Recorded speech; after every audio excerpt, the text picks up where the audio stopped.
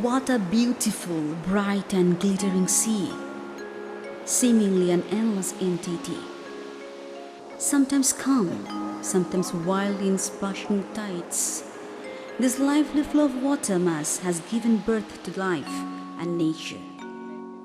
Seas and oceans and their estuaries like rivers are in this dynamics of speed since the day the universe was created.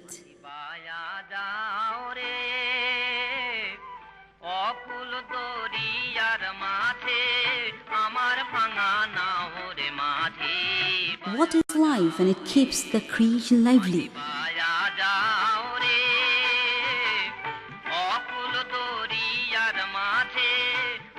But sometimes this water causes devastation and hazards to life and nature.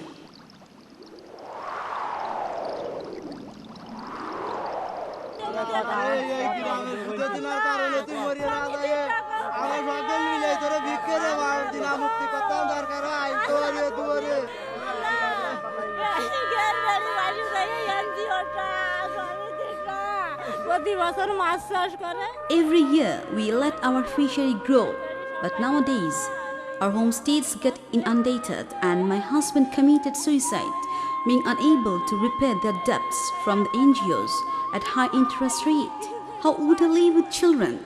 How would we survive?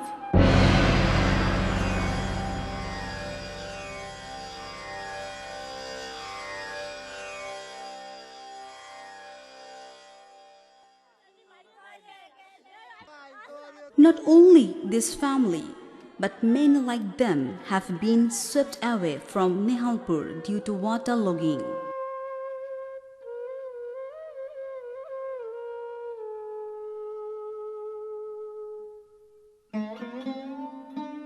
Water has swept away their plants and homesteads, orchards and farms.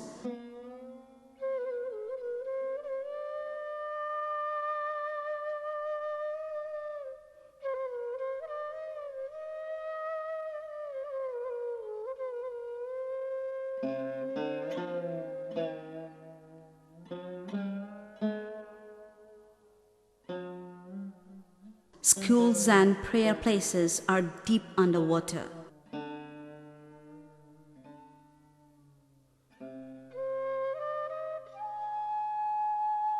Health services and sanitation system get collapsed. The entire infrastructure, the roads, have been completely broken. The only source of drinking water is a tube well, and the graveyards are underwater. Even after death, there is not space dry to bury the dead bodies. My eldest son died 5 years now. The whole area was underwater. We could not find any dry land for burial. I prefer to die than living with so many miseries. Coupled with the inexpressible calamities, there is acute scarcity of food. How would we live? No paddy grows in the marsh. What will we eat? This is the situation of everyone. Water-marooned people have been driven away from their ancestral homes.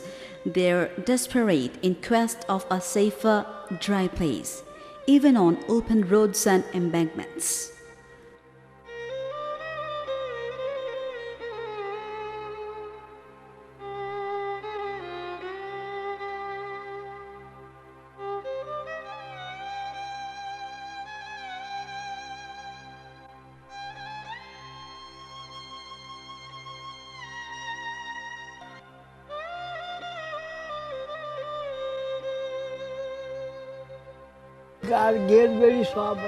Our homes have just washed out.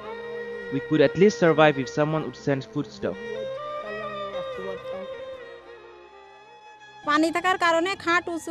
We raise our bed, for water is deep even on the floor. When get down from the bed, our child slips down in water. Once he broke his hand.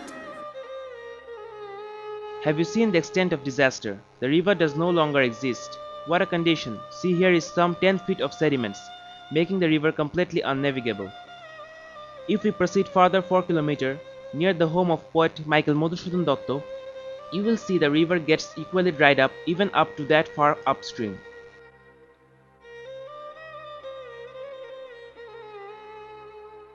The British government filled the passage through which sediments filled on the floor of Kapotakho from Mathapanga River.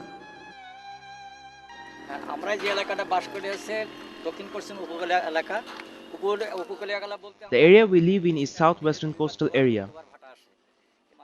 We mean the area used to be in high and tide each twice a day. Before the 60s, the entire area was barren and there were vast floodplains. During the 60s, massive embankment projects were undertaken to turn the marshy floodplains into dry highland. Bhabadaho comprises a huge landmass on the Horimukta and Teka rivers estuary. The projects when launched was of paramount importance at that time, because those embankments played a key role in halting seawater so that the land could be turned to agriculture.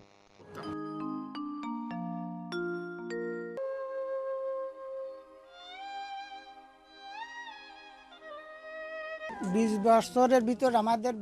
could not cultivate crops in the bills for last 20 years. Water cannot be removed out because of Bhabadaho sluice gate. Siltation has made Bhabadaho totally out of navigation. Because of the barrage of Wab, the water cannot recede from here. For last 20 years, I have not seen any water pass through the Bhabadaho sluice gate. Due to Bhabadaho sluice gate, water is dumped here. We are marooned. Our domestic animals have died because of this, and so has our forest life, vegetation and aquatic life. People are living helpless life. In this crisis of ours, government and non-government aid is of utmost importance. Basically, the sediments swept by the sea tides used to cause massive sedimentation into the floodplains. But after establishment of the embankments, the tide-borne sediments kept dumped on the riverbeds, causing the sluice gates on the river completely stuffed by the sediments, and naturally the whole region tended to remain underwater. Jessore, Khulna and Shatkhira, all located in the southwestern coastal zones of Bangladesh. 804 villages under 5 municipalities and 145 unions under 12 upajilas of these 3 districts are worst affected in waterlogging. The total area affected comprises a huge landmass of 144,521 hectares, where lived as many as 253,066 families, and the multitude of affected population is no less than 124,159. The inmates of 215 waterlogging affected shelters number as many as 15,000 families.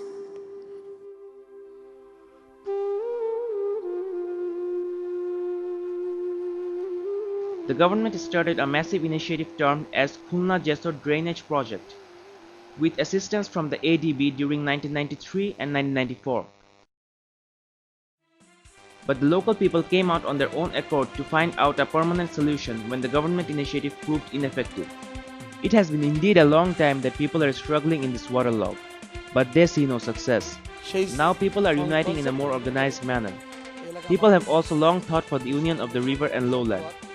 In this way, high tide will help the lowland receive sufficient water. In due time, this water will move back to river to increase the depth. With this concept in mind, people were united for a dam with River Sea in 1997, where I am standing now. This dam has resulted in high success, as I notice. There were 102 of us who have built TRM in high tide. Wabda authority has filed petition against us. We fought for 5 years and finally we took victory home. Uttaran has borne the expenses of this legal fight. Bill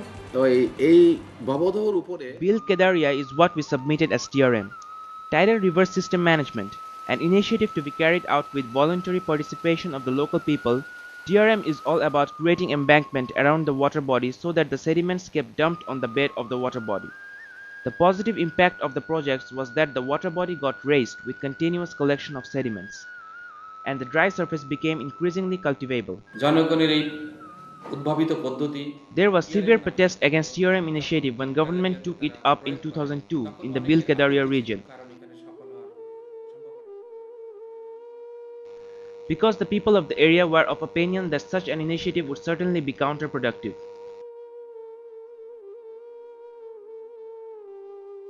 One of the major reasons of the failure of TRM initiative was the fact that the area of the project lies on the extreme end of the coastal region where the edge was much higher. As such, the velocity of the river current was lacking there, required adequately for flushing of the sediment.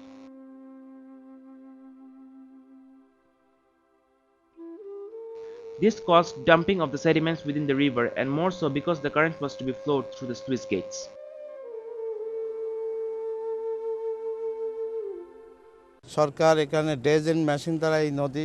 Government digs here through dredging machine, but within 1 month the dredged surface is again filled up. Some portion of this failure is due to WAPDA.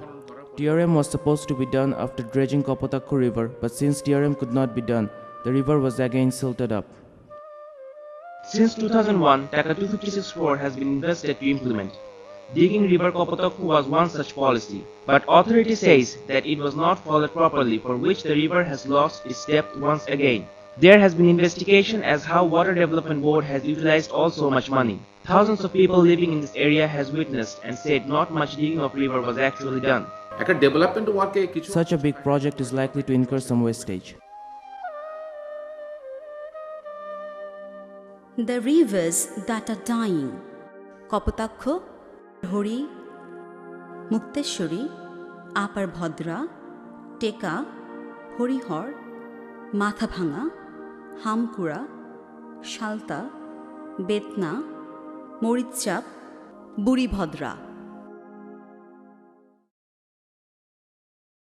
Sediment will keep dumping if there is no movement of high and low tides, and the river will be again filled up. TRM initiative is the only permanent solution. The main reason for me to come to the Beribad is TRM. Doorhouse gets drowned by water due to this. If TRM continues, we will not be able to live peacefully for at least 4 to 5 years. Our homesteads are completely washed away. If there is TRM going on like this, it will be of no help to us. Only if high tide and low tide can be created by digging the river further will ensure a peaceful life once again. Water Development Board need to look after this so that the land develops by receiving good water in 3 to 4 years. In some cases, water is removed from rivers to lakes. This has caused problem in the form of depletion of polysoil. Thereby, in order to solve one problem, we are creating other problems. In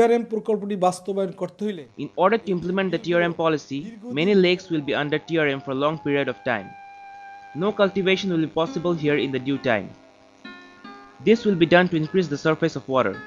Therefore, the farmers and landowners need to be compensated for their loss. On behalf of the Water Development Board, we believe that the area to be brought under TRM, the local affected people should be extended some compensation.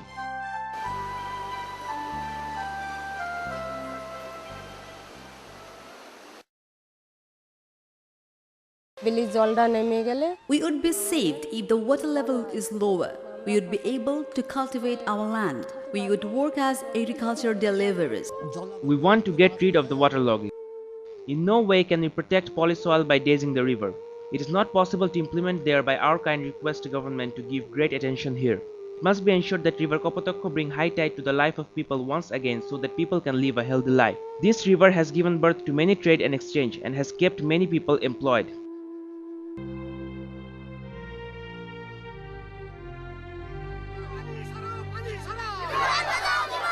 We want to get rid of the waterlogging.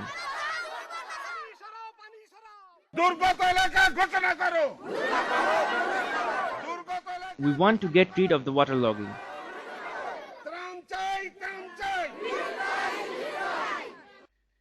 The reality is we drastically need relief if we want to overcome the immediate crisis.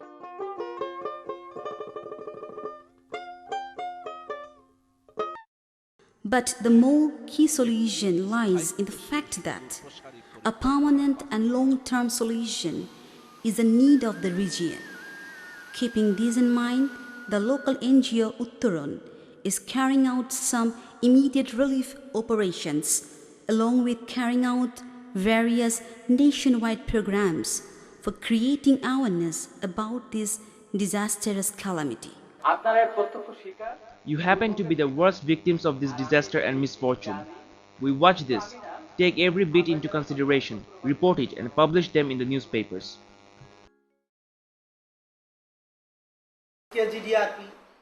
That KGDRP, their contractors, and about the dredgers, they never thought of having this done through union councils. Those people's representatives who work at the grassroots levels. Those who are integrated, accountable, and are elected by the people, they're heard by the TNOs, UNOs, deputy commissioners. If the officials as well as the people's representatives are not taken in confidence, we would not be able to raise the issue to the forefront.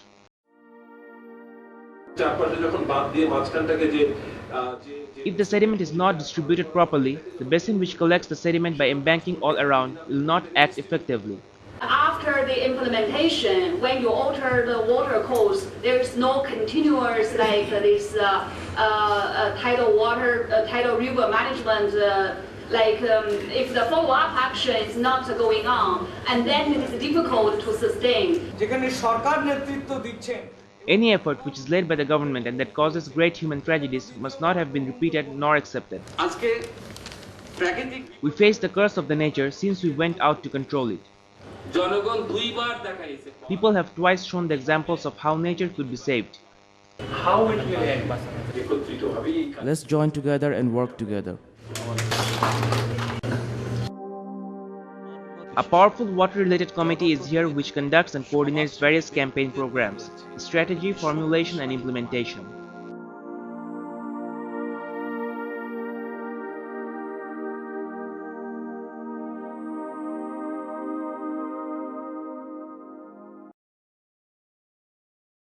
When the government water board, for instance, doing one set of actions to address the issue, and then the communities, if they're not adequately consulted, if they're not involved, and then maybe the further measures will not be so effective or so accurately reflect the reality. So we need to really work together and to bridge this communication gap. And so any future activities, and they can be well targeted, and they can take into account the local knowledge or the indigenous knowledge, and make sure and we don't repeat what we have done in the past. Oxfam has been working in Bangladesh since 1971, since the War of Liberation.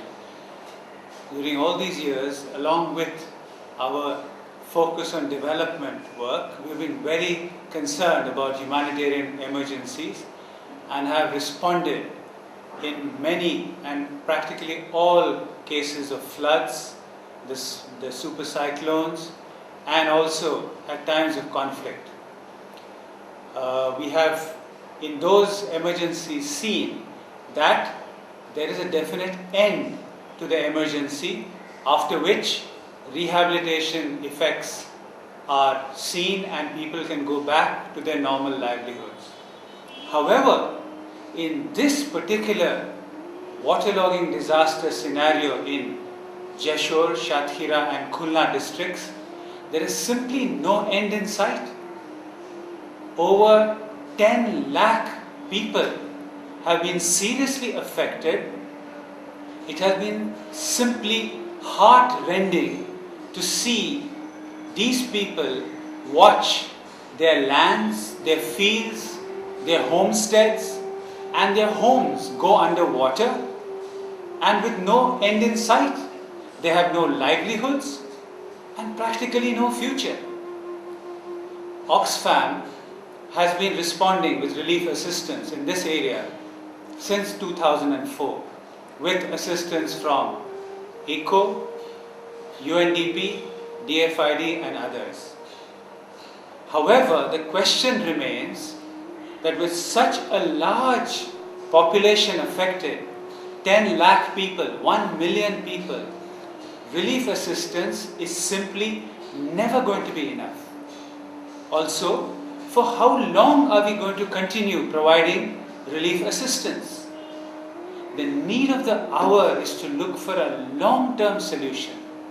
And for this, the government, the Asian Development Bank, other donors, and the community, including the Water Development Board, must come together and formulate a plan that will see an end to this very serious problem affecting Bangladesh today.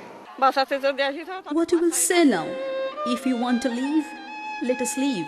Otherwise, shoot us to death altogether. What else other than this should you advise?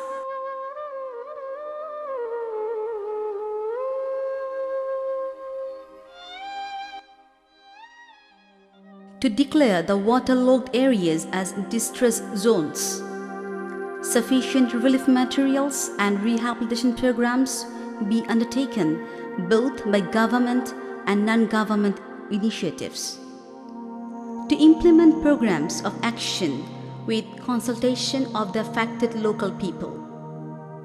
The union parishads of the affected areas be effectively involved in various projects.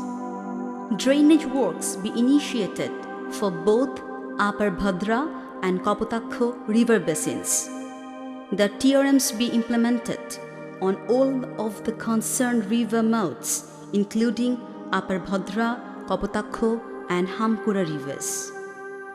The Mathabhanga river be kept in flow through connecting with the river Podda. The affected people be given due compensation for the TRMs. A multi-stakeholder committee be formed with representation of the people of the affected areas. A thorough study be conducted for the entire southwestern zone of the country, upon basis of which all plans and programs will be taken.